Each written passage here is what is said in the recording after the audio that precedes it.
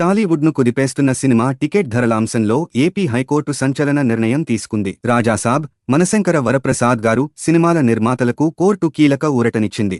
Cinema ticket ధరల పెంపుపై రాష్ట్ర ప్రభుత్వం జారీ చేసిన జీవోను హైకోర్టు సింగిల్ బెంచ్ తాత్కాలికంగా సస్పెండ్ చేసింది. ఈ నిర్ణయంతో నిర్మాతలు, ఎగ్జిబిటర్లు కొంత ఊపిరి పీల్చుకున్నట్టయింది. ఇటీవల ఏపీ ప్రభుత్వం కొన్ని భారీ సినిమాలకు మాత్రమే టికెట్ ధరల పెంపునకు అనుమతి ఇస్తూ కొత్త జీవోను విడుదల చేసింది. అయితే ఇది వివక్షపూరితమని, అన్ని సినిమాలకు ఒకే విధమైన నిబంధనలు వర్తించాలంటూ పలువురు నిర్మాతలు కోర్టును ఆశ్రయించారు. ముఖ్యంగా రాజాసాబ్, మనశంకర వరప్రసాద్ గారు సినిమాల నిర్మాతలు ఈ జీవోను సవాల్ చేస్తూ పిటిషన్లు దాఖలు చేశారు. ఈ పిటిషన్లపై విచారణ జరిపిన హైకోర్టు సింగిల్ బెంచ్ కీలక వ్యాఖ్యలు చేసింది. టికెట్ ధరల విషయంలో ప్రభుత్వం ఇష్టానుసారంగా నిర్ణయాలు తీసుకోవడం సరికాదని స్పష్టం చేసింది. ఒకే ఇండస్ట్రీకి చెందిన సినిమాల మధ్య తేడాలు చూపించడం రాజ్యాంగ సూత్రాలకు విరుద్ధమని అభిప్రాయపడింది. దీంతో ప్రభుత్వ జీవోను తాత్కాలికంగా సస్పెండ్ చేస్తూ ఉత్తర్వులు జారీ చేసింది. అయితే ఈ వ్యవహారం అక్కడితో ఆగలేదు. ప్రభుత్వ అప్పీల్పై హైకోర్టు డివిజన్ బెంచ్ కూడా విచారణ చేపట్టింది.